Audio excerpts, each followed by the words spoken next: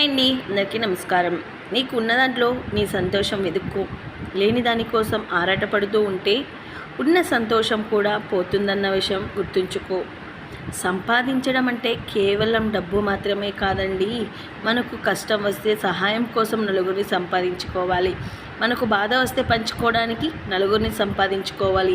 మన కన్నీటిని తుడిచే ఒక నలుగురిని సంపాదించుకోవడమే మన జీవితం. అప్పుడే మన జీవితం సార్థవంతకం అవుతుంది. ప్రతిరోజు తిట్టే వాళ్ళ దగ్గరైనా ఉండండి, కానీ ఎప్పుడు పొగిడే వాళ్ళ దగ్గర మాత్రం అస్సలు ఉండకండి. ఎందుకంటే తిట్టేవాడు నీ మంచి కోరుకుంటాడు, పొగిడేవాడు ఎప్పుడు నీ నాశనం కోరుకుంటాడు.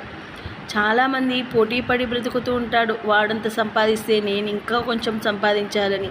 జీవితం అంటే అది కాదు. ఎంత సంపాదించినా కూడా మనం సంతోషంగా జీవిస్తున్నామా లేదా, తృప్తిగా తింటున్నామా, కళ్ళు నిండా నిద్రపోతున్నామా లేదా అన్నది ఒక్కసారి మీరు చూసుకోండి, మీకే అర్థమవుతుంది.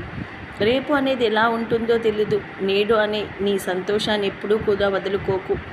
గతాన్ని తవ్వి మరలా నీ బాధని గుర్తు తెచ్చుకొని బాధపడొద్దు.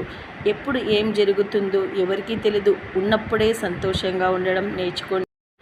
మన మనసు ఎప్పుడైతే గాయపడుతుందో అప్పుడే సరిగా ఆలోచించడం మొదలు పెడతాం. ఎందుకంటే మనకు తగిలిన గాయాలు ఎందువల్ల తగలాయి, నేను ఏ తప్పు చేస్తే తగలాయి, ఎక్కడ పొరపాటు చేశానని ఒక్కసారి ఆలోచించండి. మళ్ళీ ఆ తప్పు చేయరు, ఆ బాధ కూడా ఉండదు.